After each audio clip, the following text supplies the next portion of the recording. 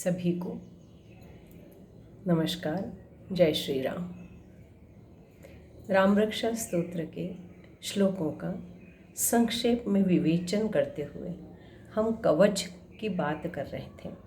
कवच जिसमें शरीर के प्रत्येक अवयव की रक्षा करने के लिए श्री राम को कहा गया है, उसे विनती की गई है, हे श्री राम मेरे सिर की रक्षा करो, मेरे भाल प्रदेश की रक्षा करो, मेरे मुख की रक्षा करो, श्रुति की रक्षा करो। क्यों कहा है? हर अवयव की रक्षा करना, इसका अर्थ क्या है?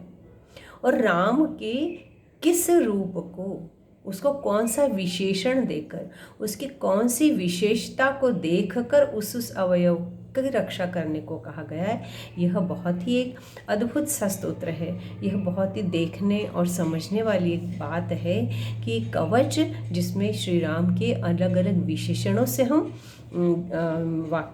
जानते हैं, समझते हैं, विशेषणों के बारे में जानकारी मिलती है, और वह विशेषण जो है वह क्यों प्रयुक्त किया गया है श्री राम के लिए, यह भी समझते हैं। और उस विशेषण के कारण ही वह विशिष्ट अवयव की वह रक्षा करेंगे। हम कह रहे हैं रक्षा करो, पर वो कब करेंगे, हमें क्या करना होगा, यह बात भी इसमें कहीं ना कहीं परिलक्षित होती है, हमको कहीं ना कहीं दिखती ज़रूर है। यूँ ही नहीं कहा है कि हे राम हमारे शरीर की इस अवयव की आप रक्षा करिए। यह रक्षा कवच है, क्योंकि हर स्तोत्र मंत्र रूप है, और वह मंत्र रूप स्तोत्र हमारे अंतर बाह्य मन की, हमारे अंतर मन की, हमारे शरीर की सबकी रक्षा कर रहा है, अंतरंग बाह्यरंग से कर रहा है। कैसे कर रहा है? तो हमने श्लोक देखे थे। जब शुरू होता है, प्रारंभ होता है श्लोक के, कवच श्लोक का, वह होता है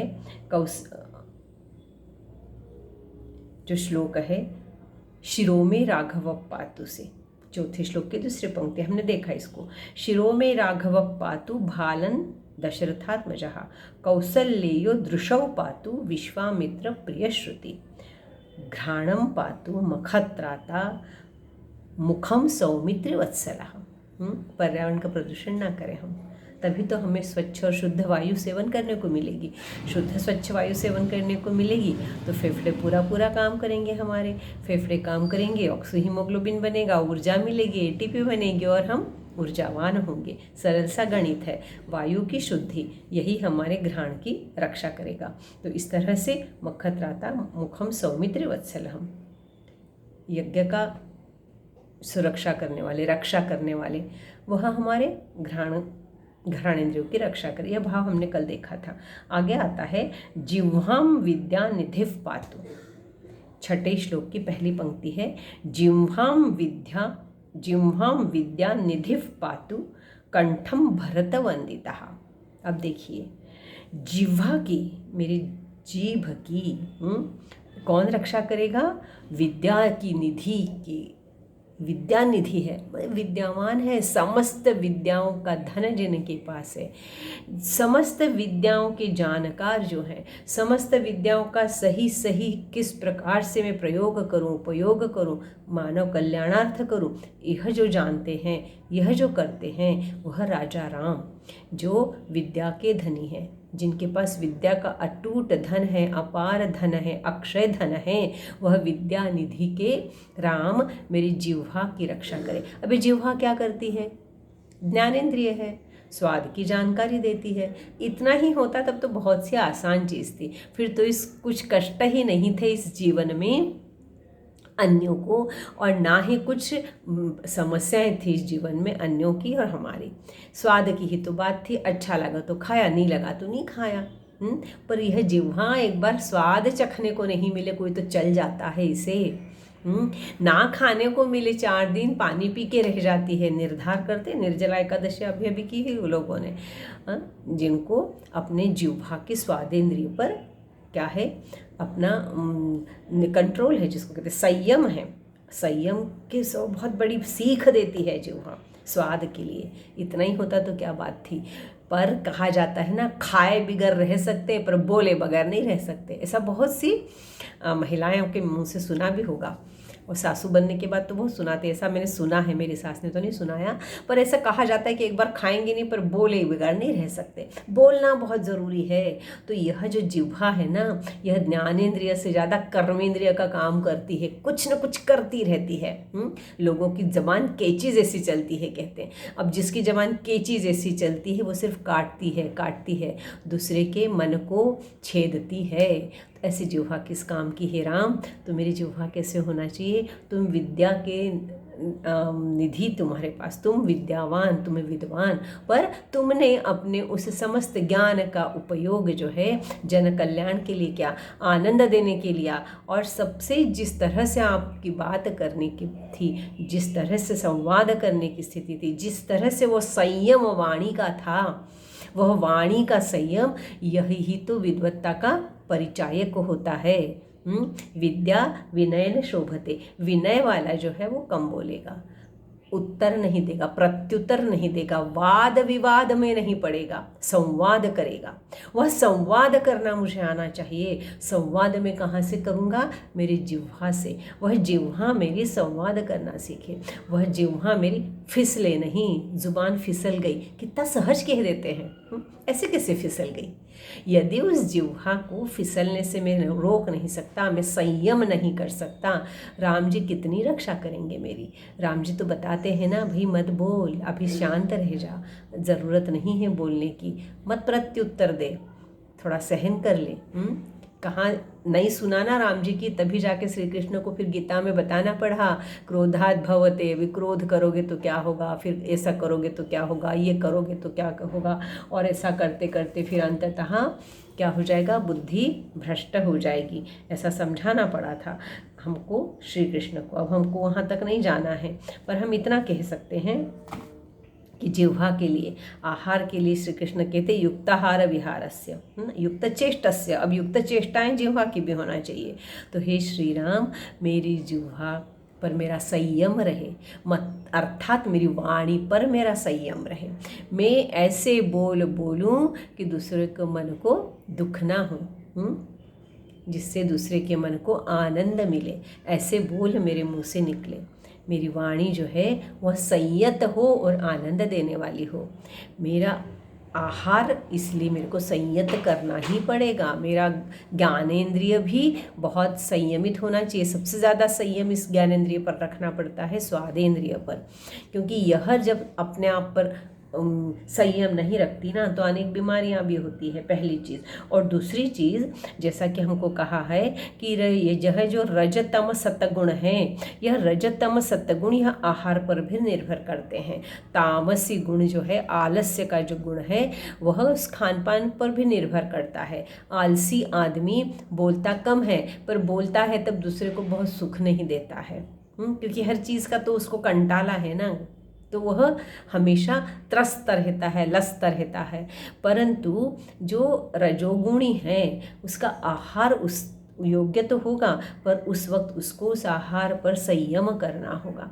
सतगुणी का तो आहार सात्विकी होगा, परंतु रजोगुणी का आहार भी यदि वो संयत नहीं रखता है तो उसके वाणी पर उसका नियंत्रण नहीं रहेगा। वाणी पर नियंत्रण यह बहुत महत्वपूर्ण बात होती है। तो जिह्वा विद्या निधि पातु, विद्या के धनी राम इतने विद्वान होते हुए भी जिस तरह से आप संयत थे, आप मृदुवाणी से आप समस्त जन को आनंद देते थे, आपके संपूर्ण व्यक्तिमत्व में ही वह शांति थी। वह क्यों थी? जिह्वा का संयम। जिसके जिह्वा का संयम हो उसके चेहरे पर भी वह दिखेगा और उसके व्यवहार में भी वह दिखेगा। तो हे राम, मेरी जिह्वा को मैं संयत कर सकूं, मेरी जिह्वा को हर प्रकार से, उसके खान पान के लिए भी और उसके बोलने के लिए भी, हर प्रकार से मेरी जिह्वा को मैं संयत कर सकूं, तो ही मेरे जिह्वा पर सरस्वती विराजमान होंगी। और नहीं होंगी तो फिर तो मेरी जिह्वा के लिए कौन रक्षण कर सकता है? मेरे उस संयत वाणी ही नहीं होगी तो कौन रक्षण करेगा? तो यदि मेरी वाणी संयत रहेगी, मेरी जिह्वा पर मेरा नियंत्रण रहेगा, तो कहीं भी मेरी किसी से कटुता ही निर्मित नहीं होगी। तो हे राम, इस तरह से आप मेरी जिह्वा का रक्षण करें। जिह्वा विद्या निधि पातु, यह बहुत महत्वपूर्ण बात कही गई है। और जब हम राम रक्षा स्तोत्र का पाठ करते हैं तब हमारे उच्चार स्पष्ट हो, तब हम शांति से उस पाठ को करें और तब हमारी जिह्वा यह कहते हुए राम रक्षा यह बार बार सोचे कि मेरी जिह्वा से ऐसी ही वाणी हमेशा निकले। राम, मैं आपसे यही प्रार्थना करता हूँ, यही विनती करता हूँ। यह बहुत महत्वपूर्ण बात है। इस पर हम जितना बोलें उतना कम है, परंतु दो ही बातों को हम पुनः पुनः ध्यान में रखें कि संयत वाणी और संयत आहार, ये दोनों उस जिह्वा से हम साध्य करते हैं। और यदि ऐसा साध्य करते हैं तो हमारा आचरण संयत होता है, हमारा विचरण संयत होता है, हमारा संवाद सबसे स्थापित होता है और उस तरह से फिर हम अपने आप ही जीवन के अगले मार्गों को प्रशस्त कर सकते हैं। तो उस जिह्वा पर मेरा नियंत्रण रहे। हे राम, ऐसी मेरे पर कृपा करें, ऐसी मेरे जिह्वा की आप रक्षा करें, ऐसा श्री राम को कहा गया है, क्योंकि उन्होंने आदर्श जीवन हमारे सामने प्रस्तुत किया है। उनके जीवन में किसी के लिए कोई कटुता नहीं, वाणी से कोई अपशब्द नहीं, सबको जो है संयत वाणी से अपनापन देना, सुख देना, शांति देना, यह उनके व्यक्तिमत्व का सबसे प्रमुख भाग, सबसे प्रमुख विशेषता, यह उस वाणी के कारण सहज साध्य होती है। आगे कहा गया है कंठम भरत वंदिता। किसके वंदनीय हैं आप? भरत के वंदनीय हैं। वंदनीय तो लक्ष्मण के भी थे, शत्रुघ्न के भी थे, किसके नहीं थे, परंतु भरत के मन में राम जी के प्रति जो निष्ठा थी, आदर तो श्रद्धा तो अपनी बात है ही, निष्ठा के साथ उन्होंने उनके पश्चात जिस राम राज्य को संभाला, उनकी पाचरण पादुकाओं को ले जाकर उसका पूजन अर्चन करके उसमें श्री राम जी को श्रद्धा से देखते हुए और उन्होंने राज्य किया, वह जो वंदनीय राम उनके लिए थे, वह वंदनीय राम, भरत के वंदनीय राम, वह किसकी रक्षा करे? कंठ की रक्षा करे। अब मेरे कंठ की रक्षा में क्या हाँ आता है? बहुत सी बातें आती हैं। देखिए, भरत भेंट का जब वर्णन है ना, तो वो गले लगाते हैं। उन्होंने उसको कंधे से और अपने हाथों के आलिंगन में तो बांधा ही है, वर्णन है गले लगाया। गले लगाया, दो कारण है उसमें। सबसे पहला कारण देखिए आप, जब हमको बहुत गुस्सा आता है, चिढ़ जाते हैं, जोर से चिल्लाते हैं, तो कहीं ना कहीं हमारा स्वर फटता है। कभी कभी तो इतना ज़्यादा क्रोध से हम अतिरेक कर देते हैं कि बाद में आवाज़ ही नहीं निकल पाती है ना। या कभी कभी दुख में हमारा कंठ इतना उद्वेलित हो जाते हैं हम कि कंठ से शब्द ही नहीं फूटते हैं।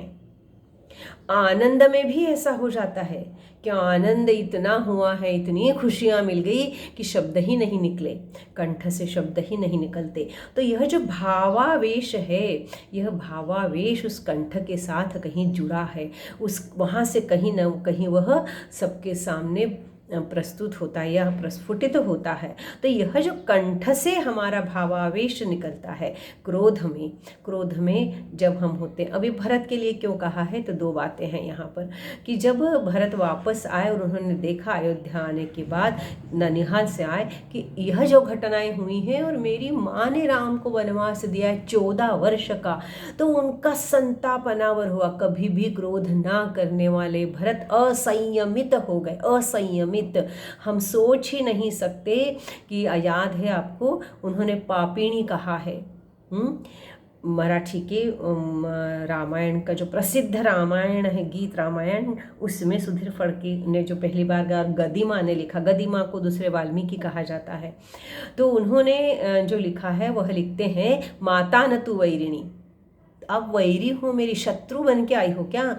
पापिणी बोला है।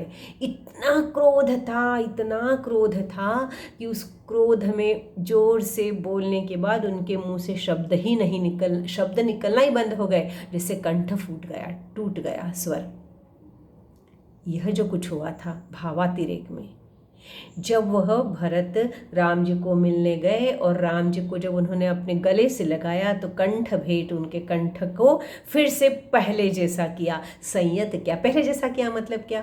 ऑपरेट करके ठीक कर दिया, स्वर यंत्र कर दिया होगा, पर यहाँ कैसा था? यह सिर्फ स्पर्श से था। और वह कैसा था कि अब भरत क्रोध नहीं करेगा, अब भरत भावातिरेक में नहीं बहेगा। भरत मुझसे मिलने आया है, उसका कंठ भर आया है, वह अपने भावों को व्यक्त नहीं कर पा रहा है, पर ऐसा भावातिरेक में बहकर वह राज्य नहीं कर सकता है। तो संयत होकर अपने भावों को संयत करके वह राजा राम की उस अयोध्या की और राज्य की रक्षा और उस राज्य को चलाने का काम करेगा। भाव में बहकर नहीं हो सकता है, यह उत्तरदायित्व का वहन जो करना है। तो हमारे कंठ का रक्षण राम जी आप करिएगा, ताकि हम भावातिरेक में बहकर और अपने कर्तव्य का पालन करने से चूक ना जाएं। भावातिरेक में बहकर और हम कहीं ऐसा ना हो जाए कि उसमें ही खो जाए।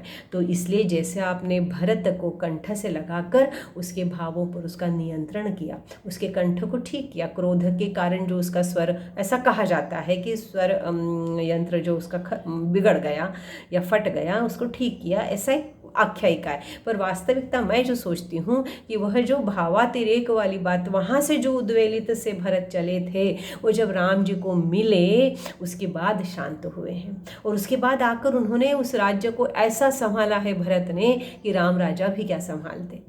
उसका दिन दुगना रात चौगुना ऐसा विकास किया है। राम राज्य की नींव डाली है तब भरत ने, तब आके राम राजा को अपना राज्य सुचारू रूप से करने का अवसर मिला है। तो यह जो राज्य को संभाला था, भावातिरेक में बहकर नहीं संभल सकता था। तो कभी भी मैं अपने दायित्व का वहन करूं तो भावातिरेक में नहीं बह जाऊं। हे राम, आप मेरे कंठ की रक्षा कीजिए, जैसे आपने भरत के कंठ की थी। ऐसा कुछ भाव शायद यहाँ है, ऐसा मैं सोचती हूँ। और ऐसे ही हम पर राम की कृपा रहे। इसी के साथ जय श्री कृष्ण, जय श्री राम, धन्यवाद।